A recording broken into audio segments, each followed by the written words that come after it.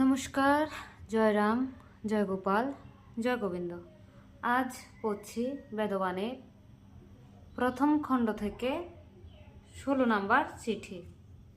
সর্বদা সকৃত কর্মানুসারে যত্নবান থাকিয়া নিত্য তৃপ্তিকর ভগবৎ সেবার শক্তি আহরণের প্রতীক্ষা করিতে হয়।